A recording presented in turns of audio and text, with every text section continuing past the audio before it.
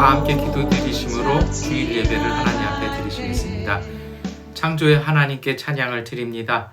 지난밤 어둠에서 저희를 지켜주시고 역사의 새 아침을 여신 주님, 비바람, 거센 폭풍으로부터 지켜주시며 오늘의 생명을 허락하여 주신 하나님, 이 귀한 은총을 잊지 않게 하시어 저희들의 입과 삶에서 기쁨의 고백이 넘치게 하옵소서. 그러나 저희의 연약함을 고백합니다. 기쁨보다는 슬픔에 휩싸이고 희망 대신 절망의 그늘에 머물렀습니다. 십자가 대속의 은총은 갈망하면서도 십자가를 지고 따르라는 주님의 말씀은 못 들은 척 외면하며 살 때 많았습니다.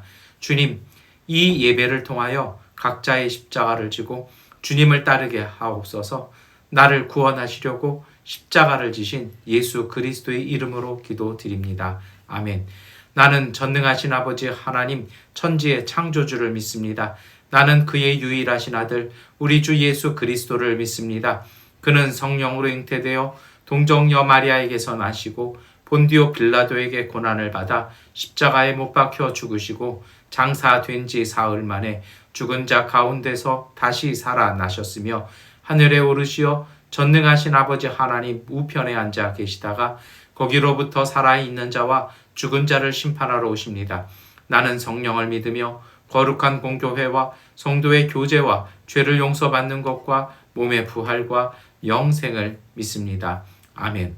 주님의 성령 지금 이곳에 임하소서.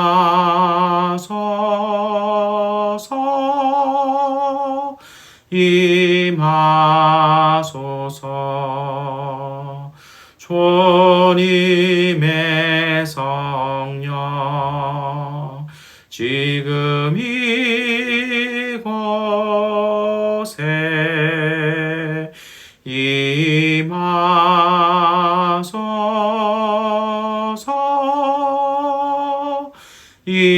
임하소서.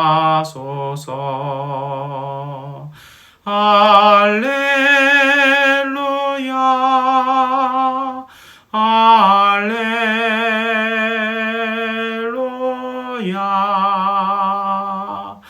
할렐루야, 할렐루야,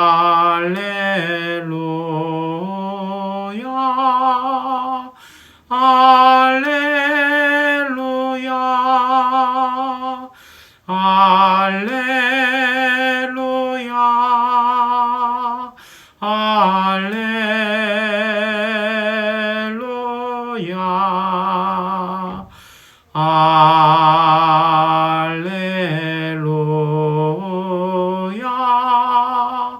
할렐루야, 할렐루야. 다 함께 하나님께 기도 드리시겠습니다. 전능하신 아버지 하나님, 저희들이 주님 앞에서 각자의 자리에서 11월 둘째 주일 예배로 주 앞에 드리게 하시니 감사합니다. 오늘 예배의 자리 나온 가운데 믿음으로 나온 오늘 우리들을 하나님 온전히 받아 주시옵소서. 우리 주님의 보혈로 저희들에게 은총 내려 주셔서 믿음으로 예배 드리는 그 믿음의 가정들마다 그 고백들마다 주님 큰 은혜로 내려 주시고 하나님 부족하고 고백함을 주 앞에 회개의 자리 가운데 나온 오늘 우리들에게 사죄의 은총을 주심을 통하여 하나님 앞에서 온전한 믿음의 사람들로 회복되는 주님의 가족들 되게 하여 주시옵소서. 특별히 아버지 하나님, 여러 가지 어려움 속에서 또한 외로움 속에서 또한 오늘 우리의 삶 속에서의 한 길 가운데서 주 앞에 이 예배를 드리는 모든 가족들마다 그 자리마다 특별한 은혜 주셔서 하나님 마음과 영혼과 그 믿음의 눈이 밝아져서 하나님께서 보여주시는 믿음의 삶을 열어갈 수 있는 믿음의 가족들 되게 하여 주시옵소서. 특별히 주 앞에 어려운 여건 가운데도 믿음으로 엎드린 주님의 성도들, 하나님 그 속에 성령께서 동행하여 주심을 통해서 그 발걸음을 굳건하게 하여 주시고 그 손을 잡아 주셔서 하나님께서 인도하시는 믿음의 길을 통해 온전한 믿음으로 승리할 수 있는 주님의 가족들 되게 하여 주시옵소서. 하나님 구하옵니다. 우리가 예배드리는 이 땅과 우리의 가정과 우리의 기업들 가운데 하나님이 주시는 생명 가득하게 하여 주시고 우리 주님께서 보혈로 주셨던 그 평화의 은총들 가득하게 하여 주셔서 하나님, 우리가 세상의 힘이 아니라 하늘의 양식과 하늘의 은총과 하나님의 큰 은혜로 살아갈 수 있는 믿음의 가족들 되게 하여 주옵소서. 주 앞에 구하오니 우리가 살아가는 땅 가운데 평화를 주시고 혼돈이 아닌 질서를 주시며 하나님 안정과 소망을 심어나갈 수 있는 믿음의 땅 되게 하여 주시옵소서. 우리 교회 가운데 은혜 주시기로 원합니다. 하나님, 우리의 믿음의 공동체가 더 굳건하게 하여 주시고 강건하게 하여 주셔서 하나님께서 세우신 사람들 통해서 이 땅 가운데 하나님의 빛이 되는 소금과 그 온전한 주님의 복음의 도구의 역할을 할 수 있는 믿음의 교회 되게 하여 주시옵소서.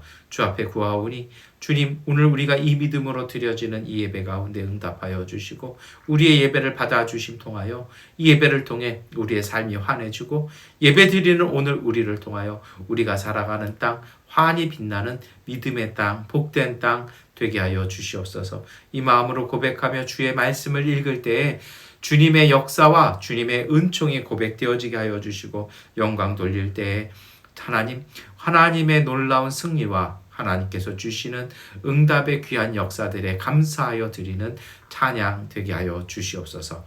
예수 그리스도의 이름으로 기도드립니다. 아멘. 우리 기도를 들어주소서. 간절히 비오니 우리 기도를 들어주소서. 응답해 주소서. 우리 기도를 들어주소서. 간절히 비오니 우리 기도를 들어주소서. 응답해 주소서.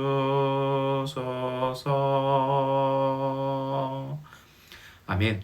구약성서 사사기 4장 1절부터 11절까지의 말씀을 세번역본 성경으로 봉독해 드리겠습니다. 에봇이 죽은 뒤에 이스라엘 자손은 다시 주님께서 보시는 앞에서 악한 일을 저질렀다. 그래서 주님께서는 하솔을 다스리는 가나안 왕 야빈의 손에 그들을 내주셨다. 그의 군 지휘관은 이방인의 땅 하로셋에 사는 시스라였다. 야빈은 철병거 900대를 가지고 있었으며 20년 동안 이스라엘 자손을 심하게 억압하였다. 그래서 이스라엘 자손은 주님께 울부짖었다. 그때 이스라엘의 사사는 랍비돗의 아내인 예언자 드보라였다. 그가 에브라임 산간 지방인 라마와 베델 사이에 있는 드보라의 종려나무 아래에 앉아 있으면 이스라엘 자손은 그에게 나와 재판을 받곤 하였다. 하루는 드보라가 사람을 보내어 납달리의 게데스에서 아비노함의 아들 바락을 불러다가 그에게 말하였다. 주 이스라엘의 하나님이 분명히 이렇게 명하셨다. 너는 납달리 지파와 스불론 지파에서 10,000명을 이끌고 다볼산으로 가거라. 야빈의 군 지휘관 시스라와 그의 철병거와 그의 많은 군대를 기송강 가로 끌어들여 너의 손에 넘겨주겠다. 바락이 드보라에게 대답하였다. 그대가 나와 함께 가면 나도 가겠지만 그대가 나와 함께 가지 않으면 나도 가지 않겠소. 그러자 드보라는 내가 반드시 장군님과 함께 가겠습니다.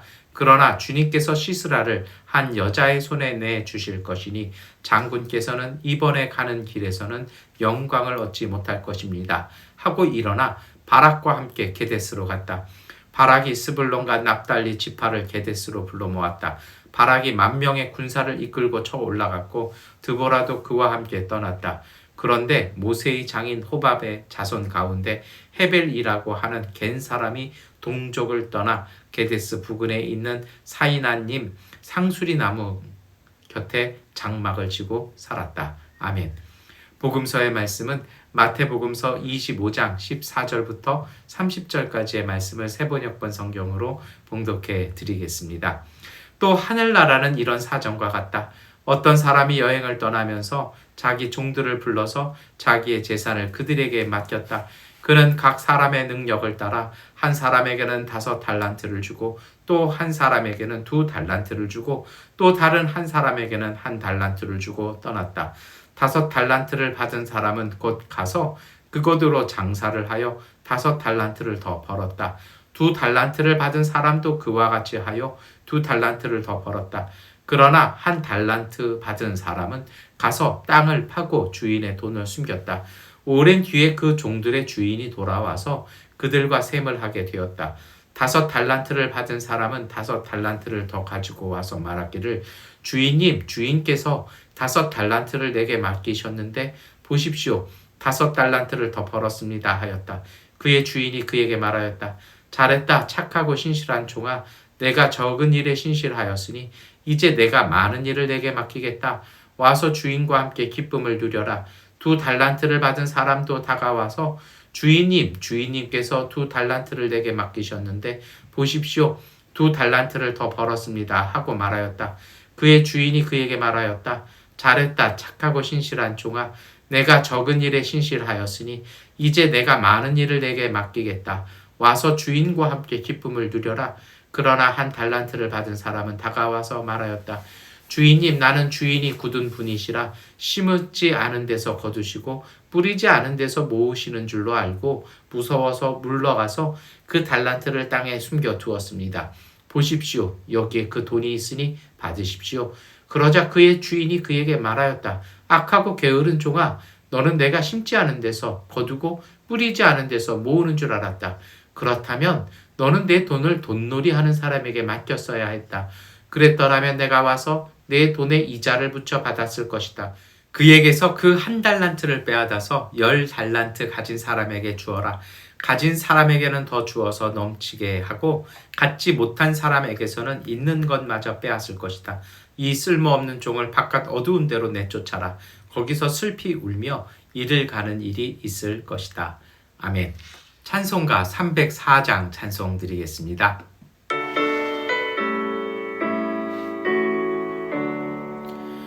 크신 하나님의 사랑 알로다 영영 못하네. 저 높고 높은 별을 넘어 이 낮고 낮은 땅 위에 죄범한 영혼 구하려 그 아들 보내사 화목제물 삼으시고 죄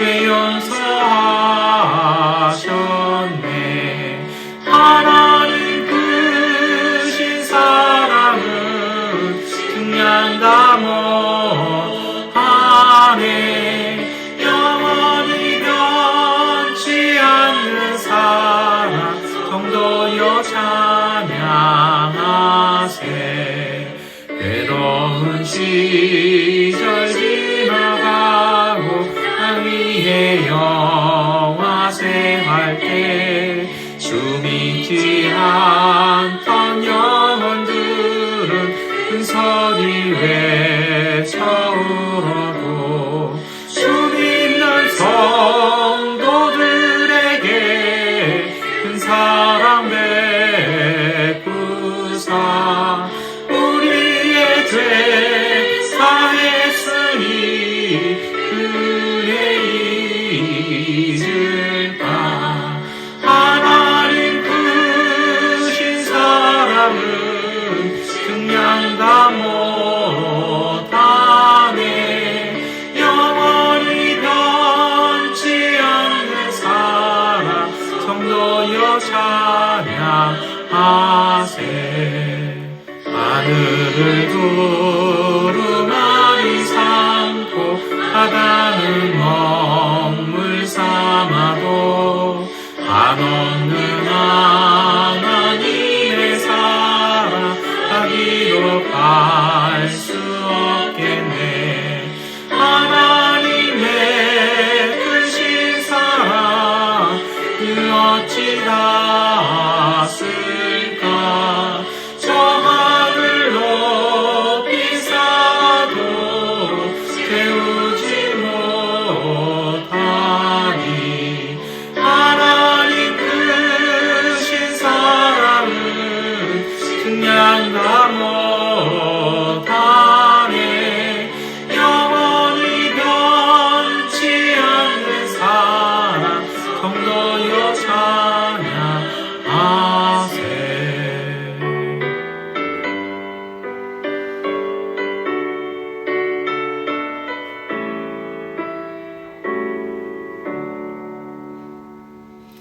아멘. 서신서의 말씀은 데살로니가전서 5장 1절부터 11절까지의 말씀을 함께 읽겠습니다. 형제 자매 여러분, 그때와 시기를 두고서는 여러분에게 더 쓸 필요가 없겠습니다. 주님의 날이 밤에 도둑처럼 온다는 것을 여러분은 자세히 알고 있습니다. 사람들이 평안하다, 안전하다 하고 말할 그때에 아기를 뵌 여인에게 해산의 진통이 오는 것과 같이 갑자기 멸망이 그들에게 닥칠 것이니 그것을 피하지 못할 것입니다. 그러나 형제 자매 여러분, 여러분은 어둠 속에 있지 아니하므로 그 날이 여러분에게 도둑과 같이 덮치지는 않을 것입니다. 여러분은 모두 빛의 자녀요, 낮의 자녀입니다. 우리는 밤이나 어둠에 속한 사람이 아닙니다. 그러므로 우리는 다른 사람들처럼 잠자지 말고 깨어 있으며 정신을 차립시다. 잠자는 자들은 밤에 자고 술에 취하는 자들도 밤에 취합니다.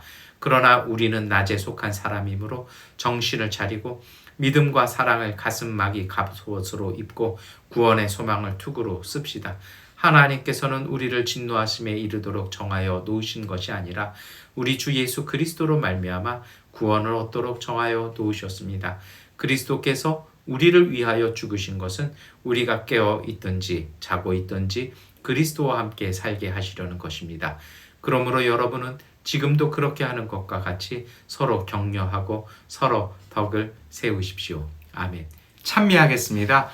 이 말씀 따라 사는 동안 지치지 않게 하시고 이 말씀 따라 사는 동안 주님 나라 임하소서.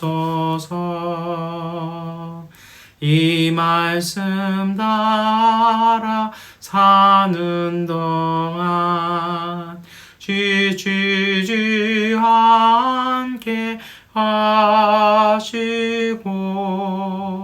이 말씀 따라 사는 동안 주님 나라 임하소서.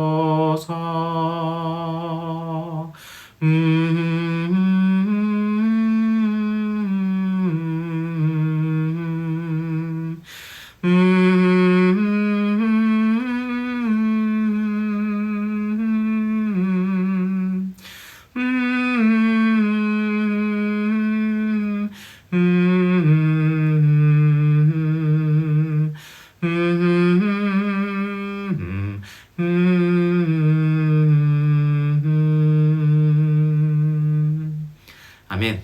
우리 서로 교제 인사하시겠습니다. 하나님께서 우리와 함께 하십니다. 인사하시겠습니다. 하나님께서 우리와 함께 하십니다. 아멘. 네, 제가 새벽 예배 때 한 번은 말씀을 드렸는데요. 제가 지난 주간에 정말 은혜 받은 찬송이 있어요. 주가 일하시네라는 건데요. 첫 소절이 이렇게 됩니다. 날이 저물어 갈 때, 빈손으로 돌아갈 때. 사실 그거 되게 힘든 거잖아요.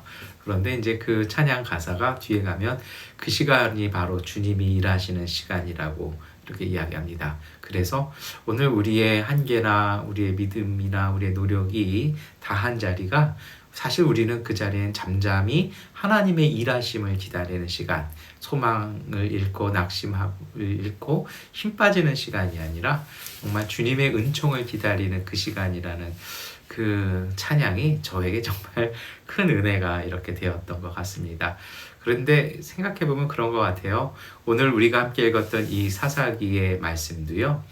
어떻게 보면 그 시대가 그래요. 이게 말씀을 읽다가 보면 저희 읽은 본문에 나오지 않습니다만 정의하면 이래요. 길로 가지 못할 때 삶의 길을 걸어가야 되는데 그것을 길로 걸어가지 못할 정도의 어두움과 그 공포의 시대에 하나님이 일하신다라는 것입니다.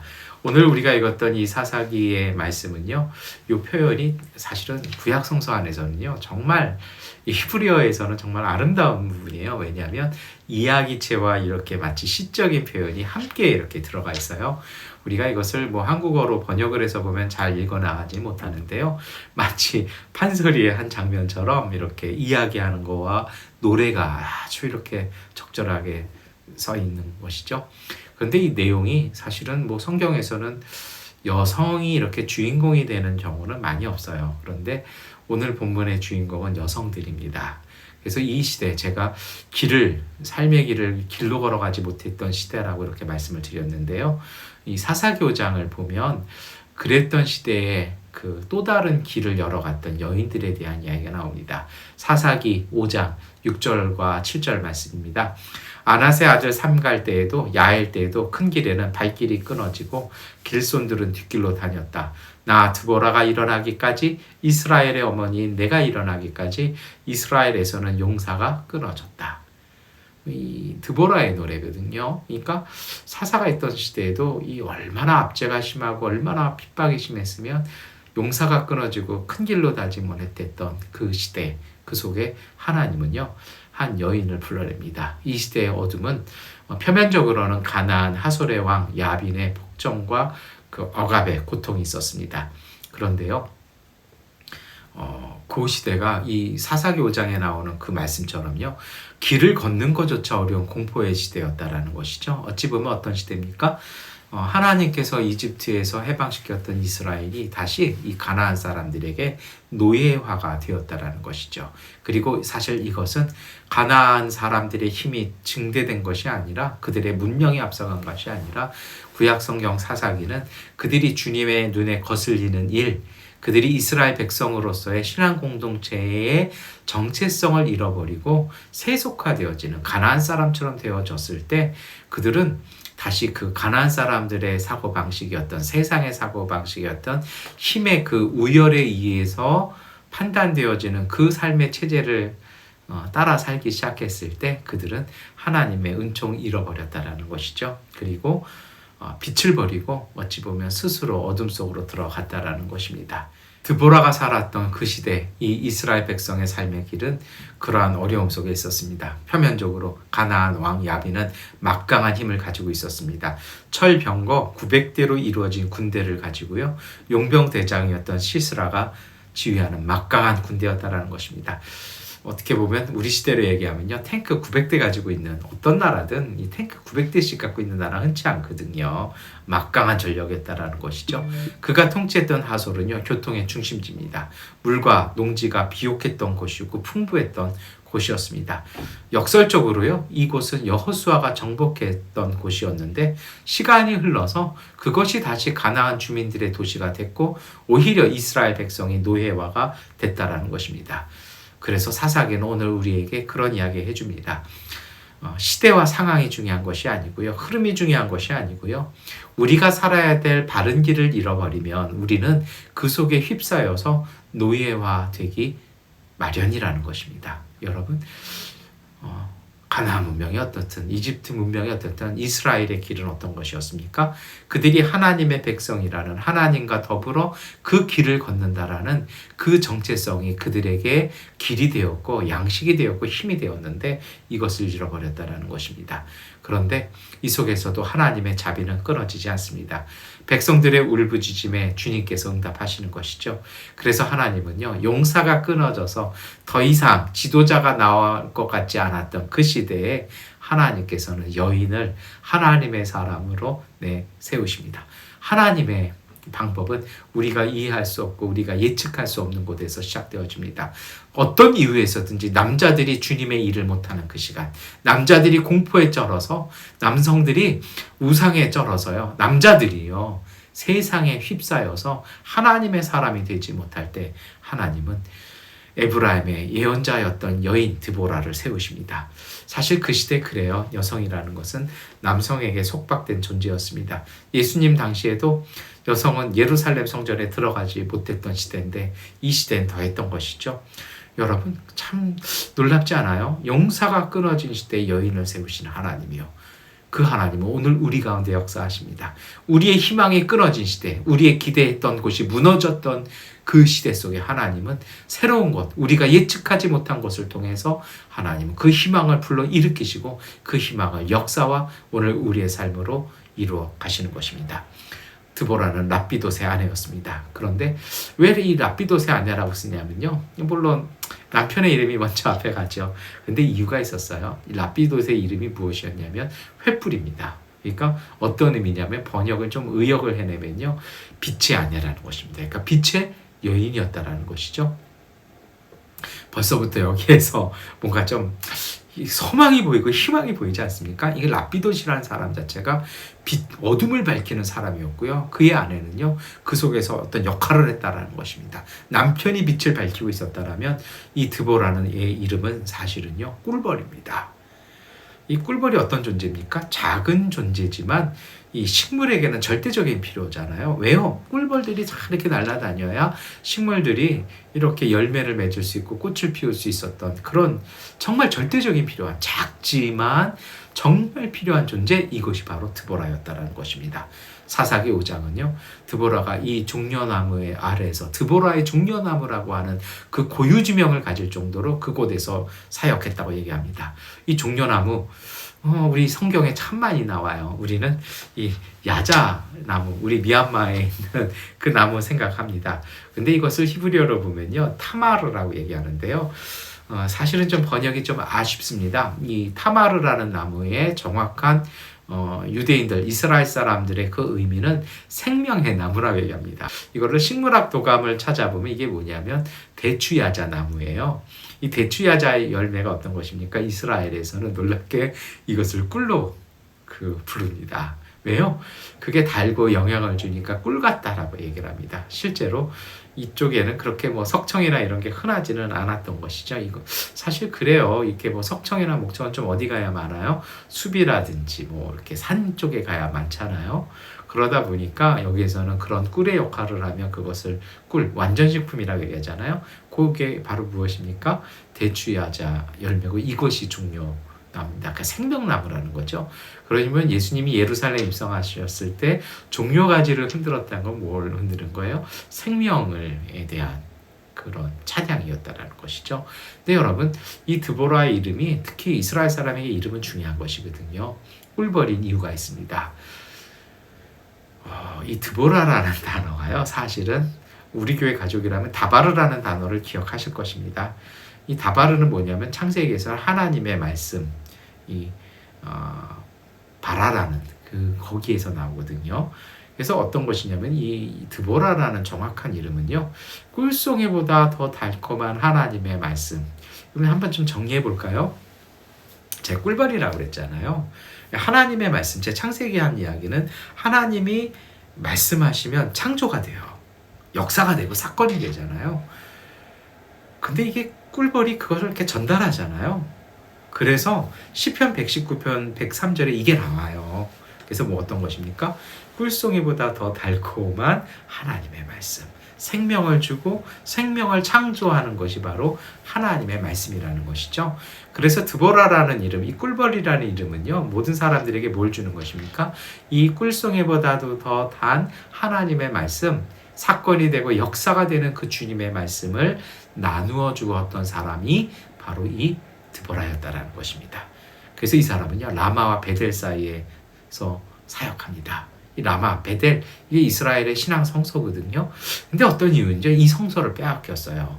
그러니까 이 근처에서 그 성소는 빼앗겼지만 어떤 이유에서 성소가 성소 역할을 못할 때 이 라피도세 아내 드보라는 그 종려나무 밑에서 생명을 주는 나무 열매 밑에서 하나님의 말씀을 나누어 주는 역할을 했다라고 읽어낼 수 있습니다. 여러분, 참 놀라운 것이죠. 성소를 빼앗겼는데 성소 근처에서 그것을 바라보고 나오는 사람들에게 하나님의 말씀을 선포하고 있었다는 것입니다.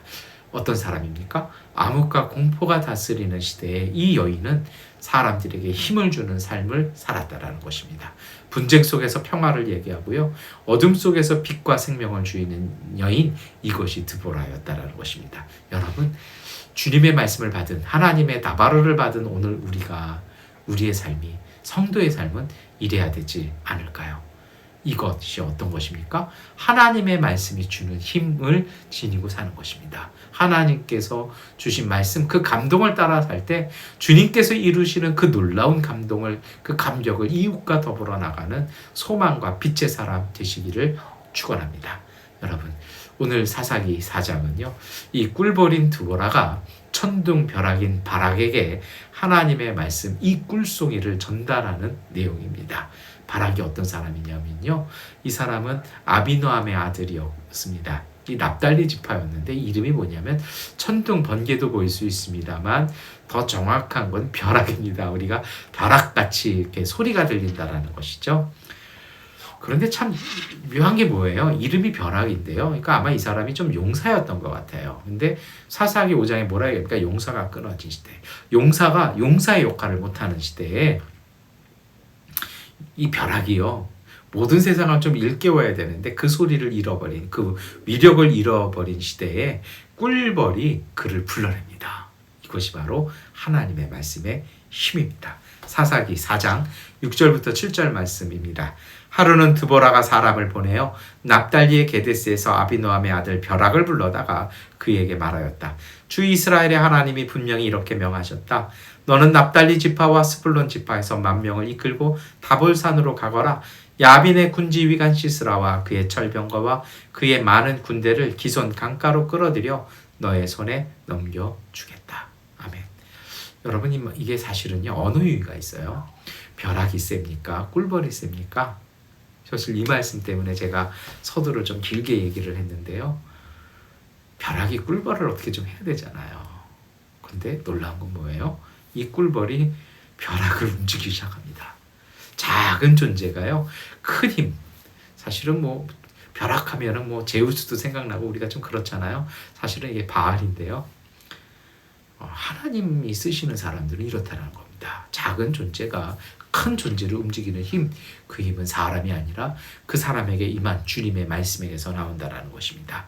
그 말씀 어떤 말씀이었습니까? 하나님께서는요, 바락을 통해서 이스라엘에게 승리를 주신다고 말씀하셨습니다. 다시 말하면 하나님의 말씀을 따르는 자가 승리할 것이라고 말씀하신 것입니다. 왜냐고요? 전쟁은요, 하나님의 주권 속에 있습니다.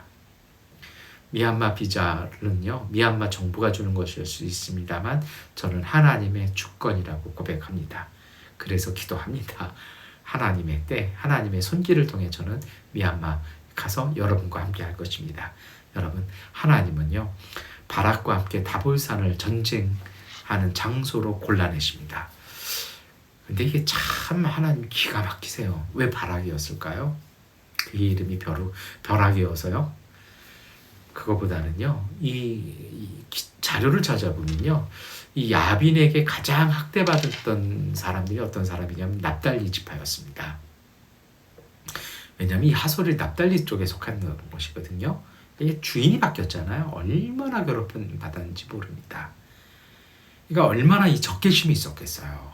근데 그것을 이끌 지도자가 없었던 것이죠. 하나님은 그 사람 속에서 이 벼락이라고 불렸던 바락을 불러냅니다. 장소도요, 다볼산에서 싸우라고 말씀하세요. 기가 막힌 장소예요. 왜요?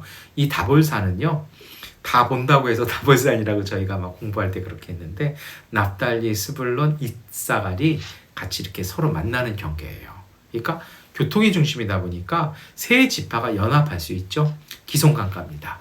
하나님은 놀라운 방면으로 이렇게 딱 그 전쟁터를, 그리고 싸울 수 있는 사람들을 만드신 것입니다. 그런데 여기에 예상치 못한 사건이 벌어져요. 정말 그 이름이 두려울 정도로 벼락 같은 사람, 바락이 벼락이 아닌 갑자기 벼룩이 되기 시작합니다.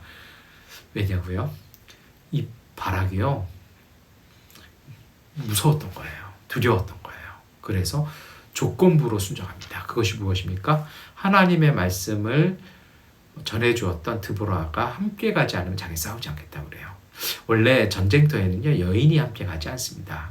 그렇잖아요. 여러 가지 있지 않습니까? 이 바락이요, 무서워서 하나님의 말씀을 전해줬던, 당신이 안 가면 나도 안 가겠습니다. 그러자 드보라가 바로 답을 합니다. 같이 가겠다고 얘기하죠. 그런데 참 그런 게요, 동행은 하는데 이 전쟁의 영광은 당신이 아니라 어떤 여인에게 넘어갈 것이라는 것입니다. 전투에서는 바락이 승리해요. 그런데 우리가 그 내용 아시잖아요. 여인 야벨이, 전쟁이라는 게요, 적장의 목을 베는 사람이 이기는 거거든요. 이 이름도 잘 알려지지 않던 여인 야헬이 적장 시스라를 죽이는 것으로 이 전쟁이 끝나요. 그리고 오늘 우리가 읽었던 말씀 어떡합니까? 바락이 이 두려움에 빠져서 그렇게 이야기하기 시작할 때, 온전히 그 말씀을 따르지 않을 때 하나님께서는요, 이 주님의 말씀은요, 모세의 그 장인이 같이 살았던 그 겐사람이라고 그러거든요. 그들도 하나님을 믿었던 사람입니다. 그 한 가정, 그 한 장막을 넌지시 소개하면서 바락이 그 온전한 역할을 못할 때 하나님께서는요, 그 온전한 역할을 할 수 있는 야엘을 소개하는, 이미 하나님께서요, 그 가정, 그 장막을 예비하셨다라고 오늘 말씀을 시작하는 것입니다. 여러분, 그래요. 하나님의 말씀이 승리합니다.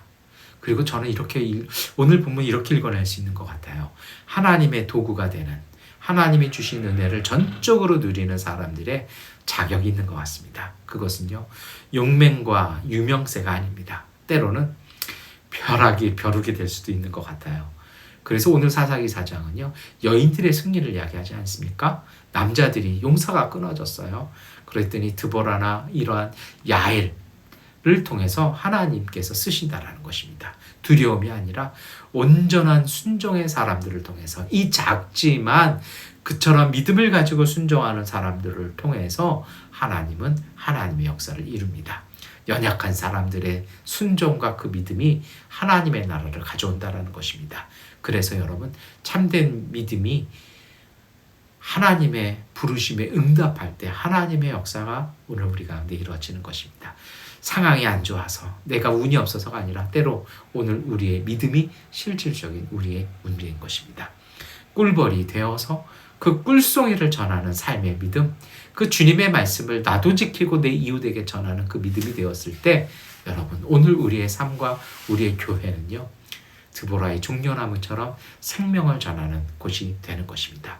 이것이 바로 교회 공동체죠. 그리고 믿음과 희망의 빛을 밝혀가는 그리스도의 삶은 여기서 이루어지는 것입니다. 이것이 오늘 시대를 살아가는 우리의 기도가 되어야 할 것입니다. 이제 이 야빈과의 전쟁이 시작되어집니다. 우리가 이 부분을 굳이 읽지 않았습니다.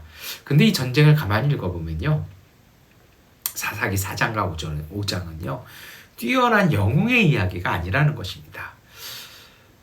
언뜻 보면 그래요. 이 벼락이라고 이름 붙였던 그 사람이 벼룩이 되어버리잖아요. 대신에 작아 보이고 연약한 무명의 사람들이 그 각각 연합을 해요. 드보라와 그리고 이름이 알려지지 않았던 사람들이 모여들기, 큰 길로 다니지 못했던, 뒷길로 숨어 다녀야 됐던 사람들이 주님의 말씀을 따라요, 그 드보라가 그 전쟁에 함께한 것을 보고 모여들어서 승리를 이뤄냅니다. 그러고 보면 그렇습니다. 하나님의 뜻, 은총을 이뤄내는 것은요, 하나님의 주시는 그 희망을 바라보고 각자의 자리에서 하나님의 부르심에, 그 상황의 요구에 성실하게 응답한 사람들을 통해서 이루어지는 것입니다. 그래서 신앙은 항상 공동체를 통해서 이루어지는 것입니다. 그래서 교회 공동체는요, 드보라의 이 종려나무가 되어야 합니다. 생명과 평화와 용기와 삶에 대한 소명을 나누는 곳이라는 것이죠. 우리 로마서 12장 1절과 2절 말씀 함께 고백하겠습니다. 형제 자매 여러분, 그러므로 나는 하나님의 자비하심을 힘입어 여러분에게 권합니다. 여러분의 몸을 하나님께서 기뻐하실 거룩한 산 제물로 드리십시오. 이것이 여러분이 드릴 합당한 예배입니다.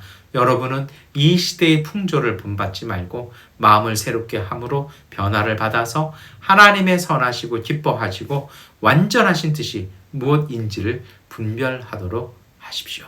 여러분, 이것이 오늘 우리가 드릴 삶의 예배라는 것입니다.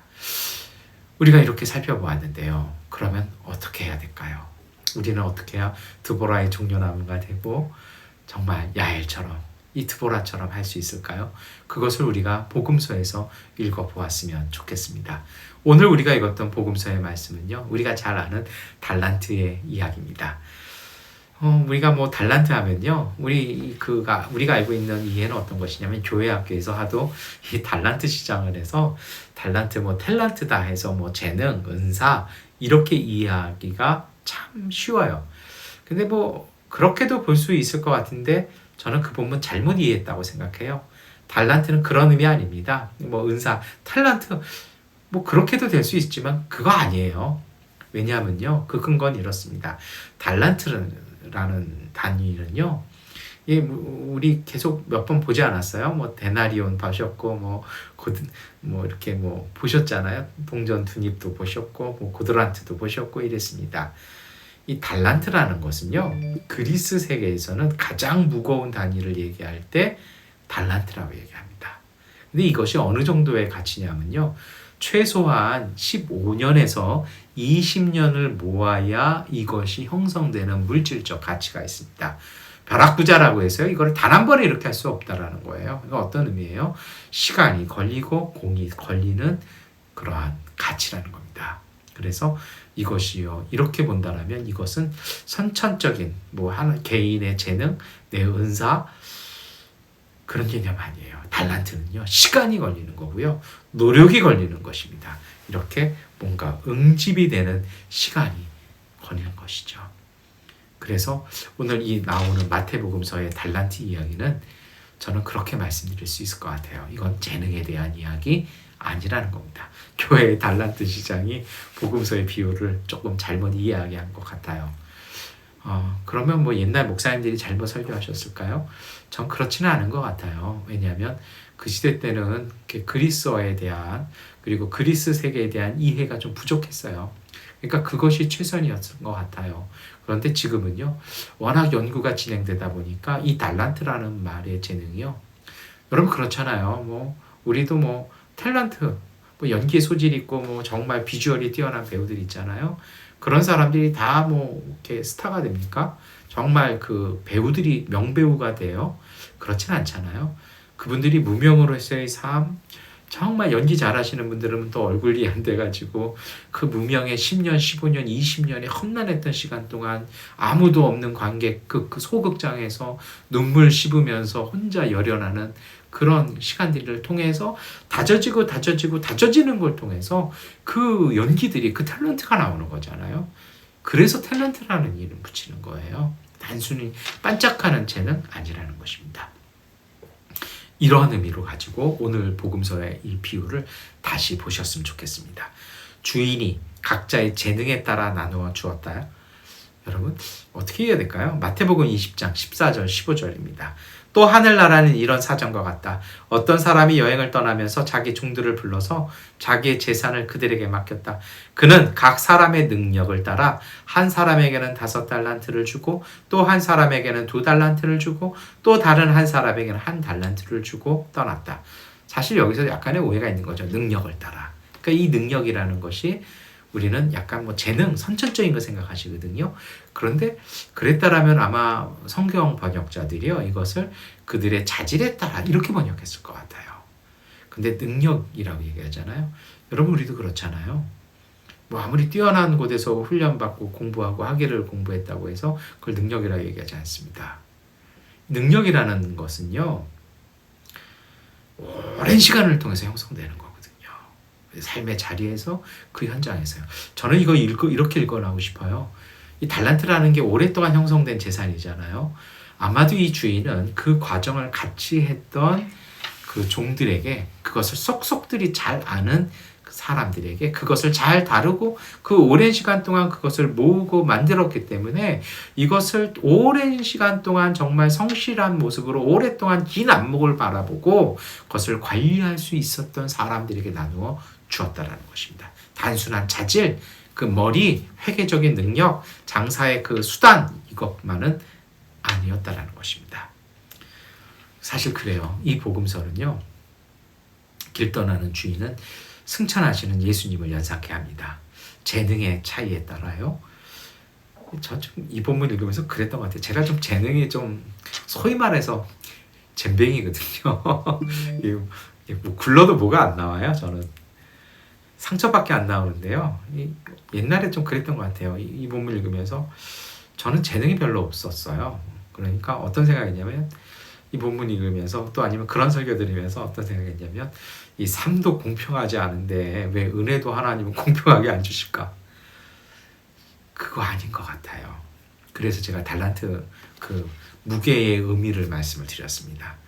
여러분 조금 이런 이해를 가지고 그런 의문을 가지고 하나님은 차별하셔서 나한테 재능 안 주셨나?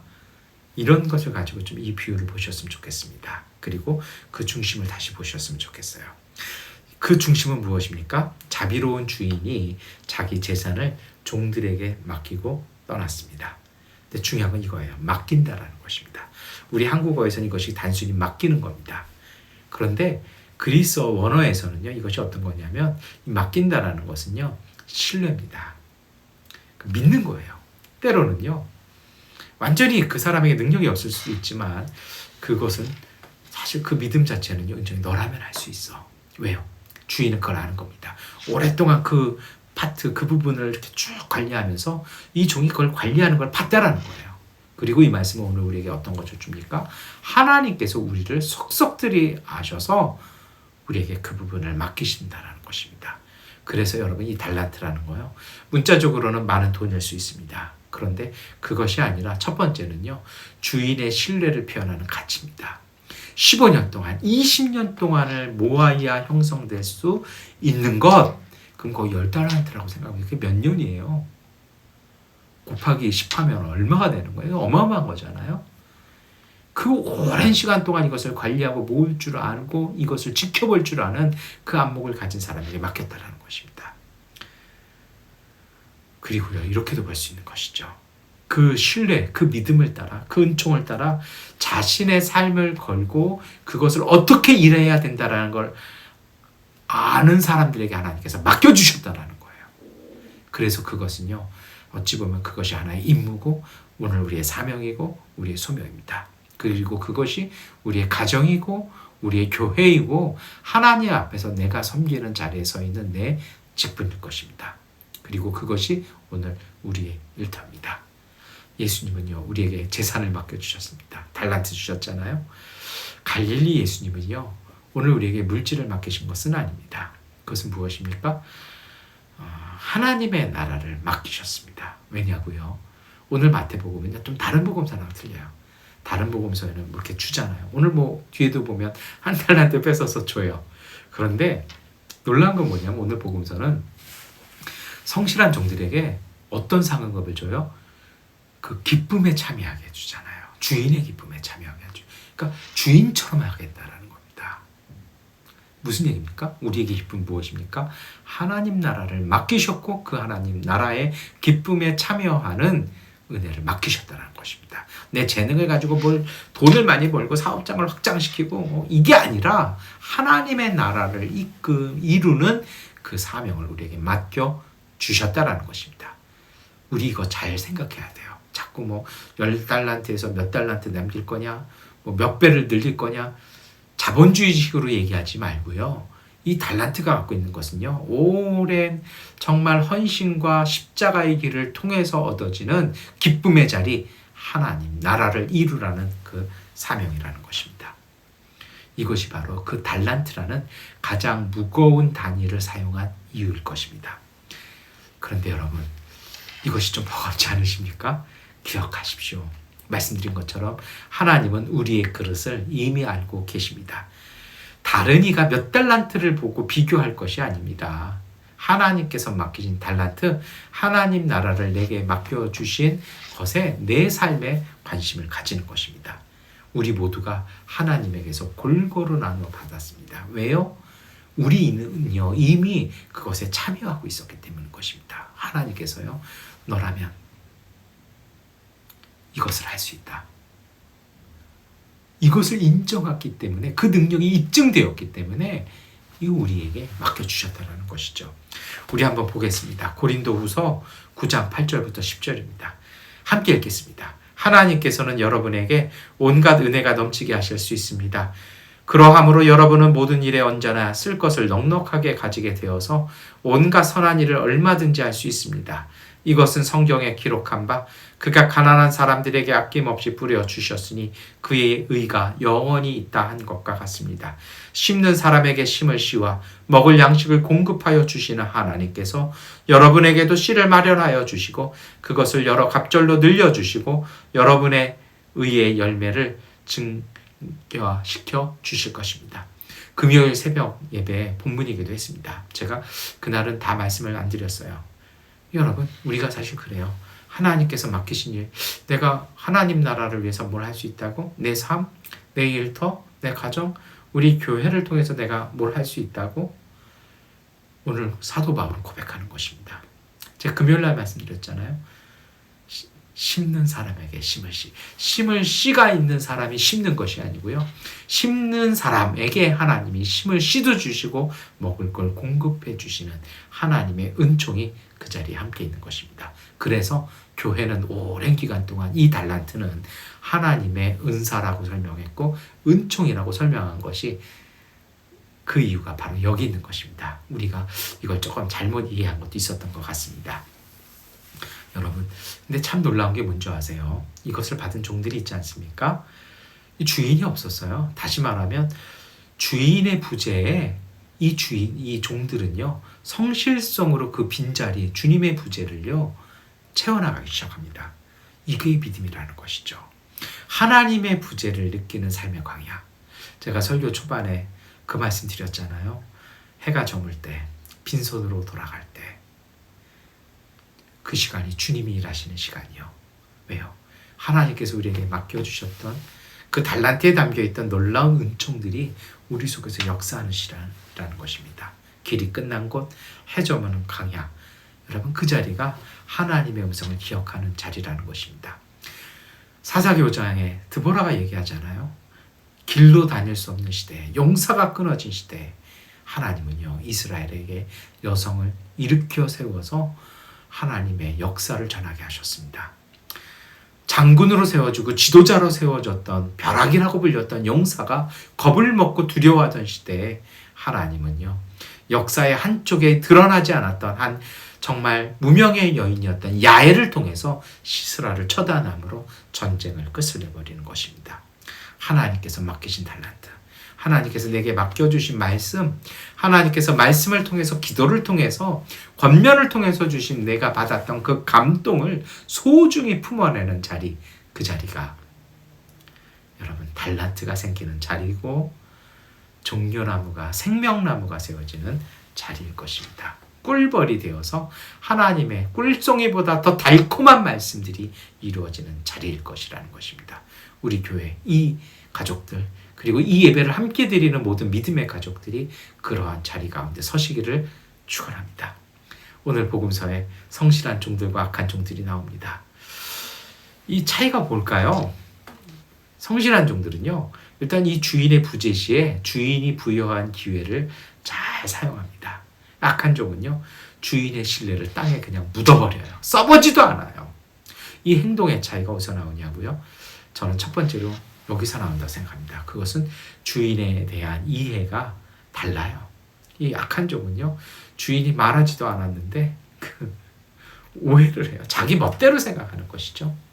그리고요, 성실한 종들과 이 차이는요, 신뢰입니다. 내가, 이게 악한 종이 그런 얘기 하잖아요. 내가 했다가 이거 손해보면 어떡하냐라는 거죠. 성실했던 종들은 무엇입니까? 내가 성실이라면 실패할지라도 주인이 이해할 것이라는 겁니다. 그러나 나는 성실할 거라는 겁니다. 그리고 두 번째 어떤 것이 있습니까? 내가 이것으로 승리하고 잘 될 걸 아니까, 그걸 믿으니까 주인이 나한테 맡겨줬다는 것입니다. 하나님께서 내 가정, 이 교회, 내 삶의 일터가 은총 안에서 하나님이 세워주실 것이라고 믿고 맡겨주셨으니까 내가 이것을 지키고 열심히 세워가는 것입니다. 좋을 때는 박수치다가 나쁠 때는 이거 아니라고 절절거리는 것이 아니라는 것이죠. 그것은요, 참 그래요. 신뢰는 관계를 더 강화시킵니다. 그런데 두려움은요, 관계를 악화시킵니다. 우리는 거꾸로 생각해요. 관계가 나빠지니까 두려움이 생긴다고요? 전혀 그렇지 않습니다. 믿음을 갖고 신뢰를 가질 때 관계는 강화되는 것입니다. 이제 시간이 지난 후에 주인이 돌아와서 평가하기 시작합니다. 칭찬과 보상이 주어집니다. 마태복음 25장 21절, 23절 함께 읽겠습니다. 마태복음 25장 21절, 23절 함께 읽겠습니다. 그의 주인이 그에게 말하였다. 잘했다, 착하고 신실한 종아. 내가 적은 일에 신실하였으니 이제 내가 많은 일을 내게 맡기겠다. 와서 주인과 함께 기쁨을 누려라. 그의 주인이 그에게 말하였다. 잘했다, 착하고 신실한 종아. 내가 적은 일에 신실하였으니 이제 내가 많은 일을 내게 맡기겠다. 와서 주인과 함께 기쁨을 누려라.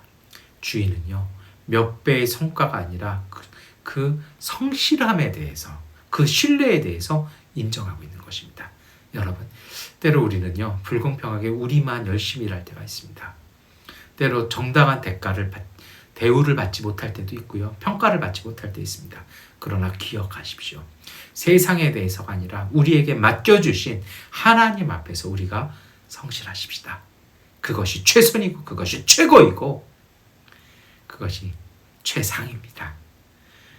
가장 좋은 건요, 세상의 평가에서 내가 기분 좋아지는 것이 아니라, 사람들에게 박수 받는 것이 아니라 주인과 하나님과 함께 누리는 기쁨에 참여하는 것일 것입니다. 악함에 대한 평가도 주어지죠. 이 악한 종은요, 주인의 신뢰와 기회를 무의미하게 묻어버렸습니다. 겁먹은 것이죠. 말씀드렸던 것처럼 주인에 대해서 자기 멋대로 생각했습니다. 자기 신을 신뢰해준 주인에 대한 믿음에 대한 성실이 아니라 잘못된 오해를 통해서요, 관계가 틀어지고 다른 결과를 갖고 오는 것이죠. 오해에서 비롯된 걸 통해요, 두려움 때문에요, 어찌 보면 게으름일 수도 있을 것 같아요. 그래서 그 좋은 기회를 땅에 묻어버려요. 이게 저는 장래에 치르는 것 같아요. 그 악한 종은요, 달란트를 묻은 게 아니라 사실은요, 자기를 묻은 거예요.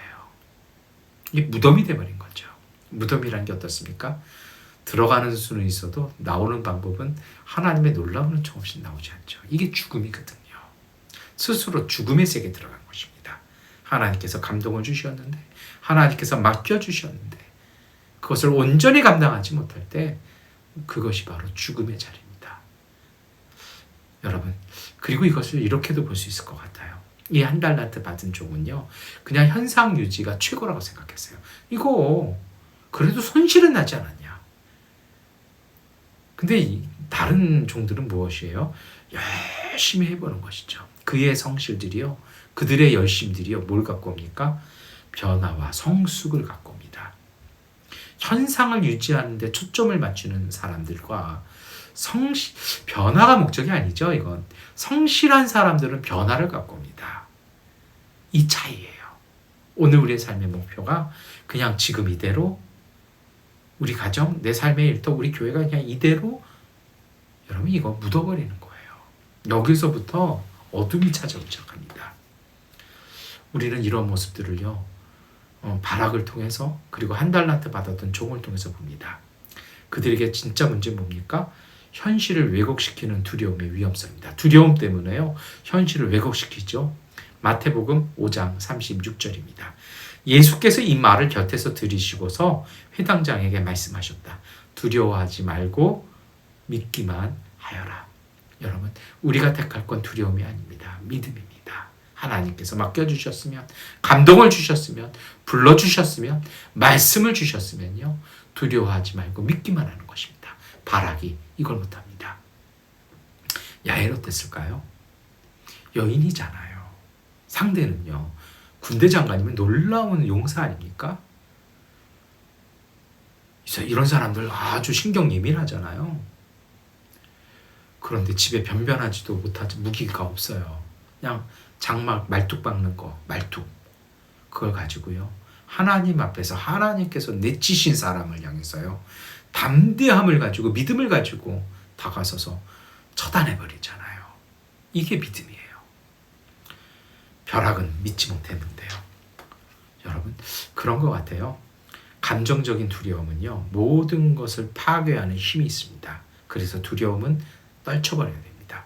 두려움이요, 하나님의 신뢰와 은혜를 왜곡하여서 잘못된 인식을 갖게 하는 것입니다. 말씀드린 것처럼 그 두려움 때문에 한 달란트 받은 종과 바락은 달란트를 묻은 것이 아니라 자신을 땅에 묻은 것입니다. 말씀드린 것처럼요, 야엘은 두려움이 아니라 현실에서 성실함을 통해서 하나님의 역사를 이루어냈습니다. 이제 설교를 마무리하겠습니다. 오늘 우리는 드보라의 삶을 보았습니다.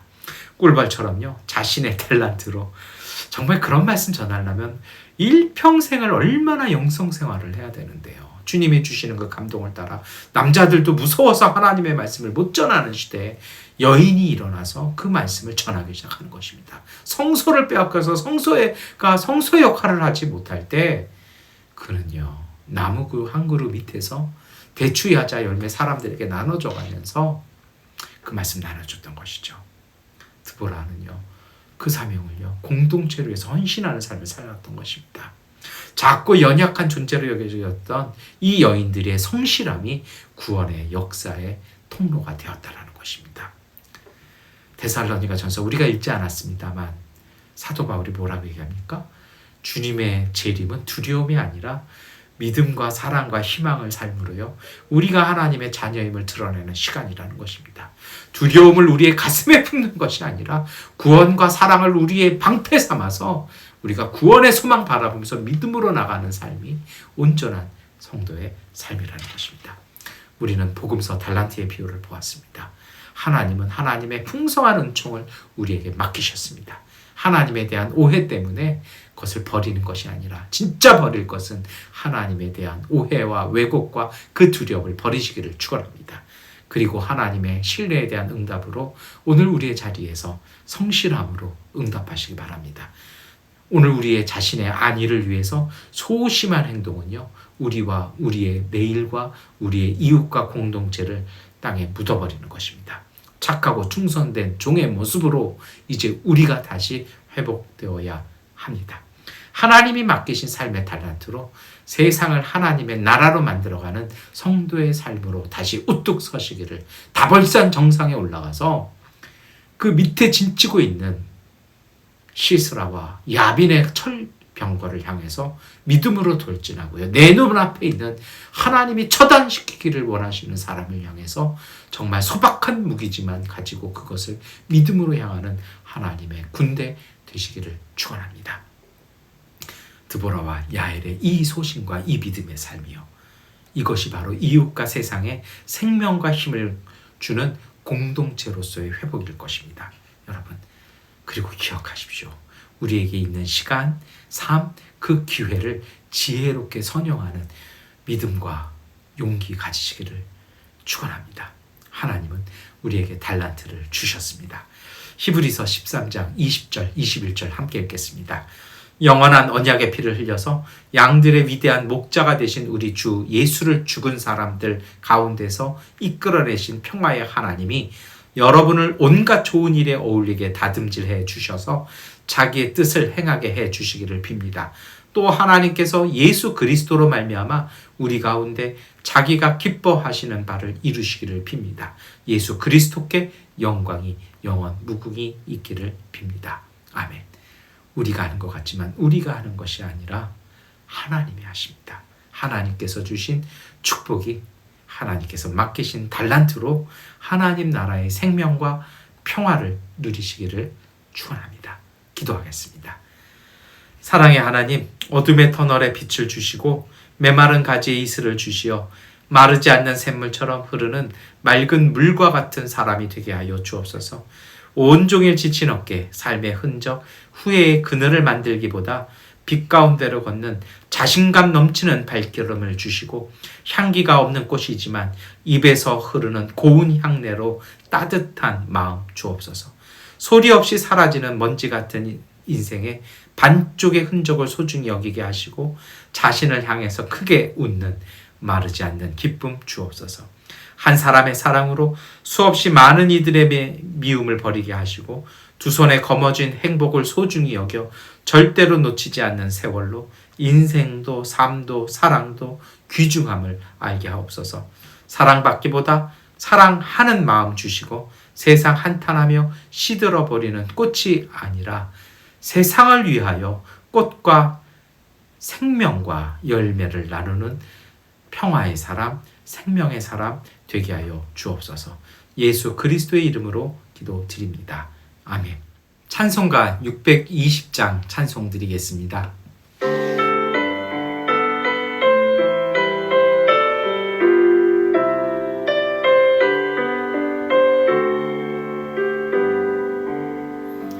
여기에 모인 우리 주의 받은 자여라. 주께서 이 자리에 함께 계심을 아노라. 언제나 주님만을 찬양하며 따라가리니 시험을 당할 때도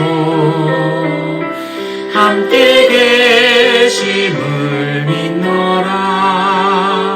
이 믿음 더욱 굳세라. 주가 지켜주신다. 어두운 밤에도 주의 밝은 빛 인도하여 주신다. 주님이 뜻하시니 헤아리기 어렵더라도 언제나 주 뜻 안에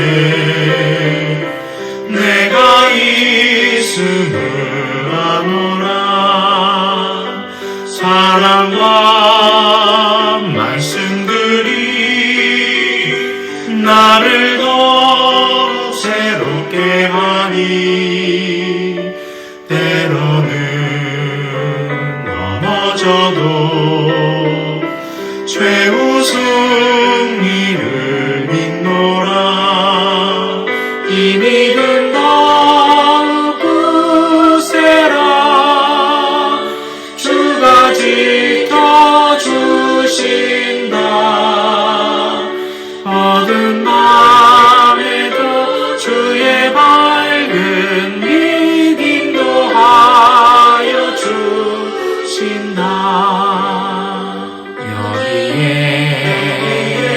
모인 우리 사랑받는 주의 자녀라. 주께서 뜻하신 바 우릴 통해 펼치신다. 고통과 슬픔 중에 더욱 주님 의지하오니 어려움 이겨내고 주님 더욱 찬양하라. 이 믿음 더욱 굳세라. 주가 지켜주신다. 어두운 밤에도 주의 밝은 빛 인도하여 주신다.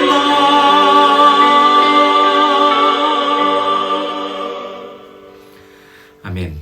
교회 소식 말씀드리겠습니다. 우리 이번 한 주간 정말 미얀마에도요 위드 코로나가 될 수 있도록요. 그리고 위드 코로나처럼 또 미얀마의 삶에 다시 정상화가 그리고 일상이 다시 회복될 수 있도록 우리 기도했으면 좋겠습니다. 지금은 기도할 때입니다.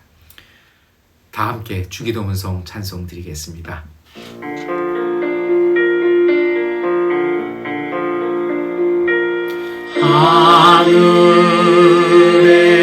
하늘에 계신 아버지 이름 거룩하사 주님 나라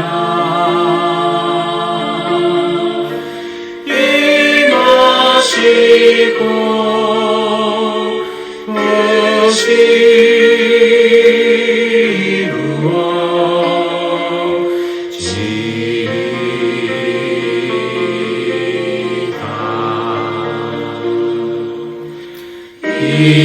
일용할 양식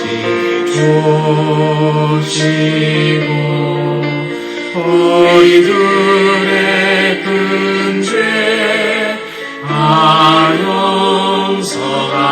마시고 또 시험에 들게 마시고 악에서 구원하소서.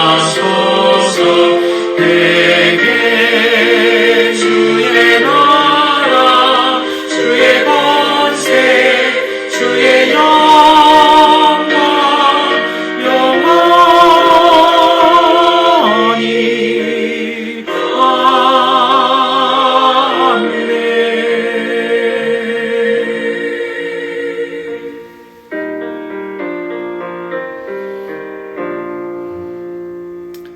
전능하신 아버지 하나님, 우리 교회 가족들이 또 믿음의 가족들이 주 앞에 감사함으로 예배와 예물을 드렸습니다.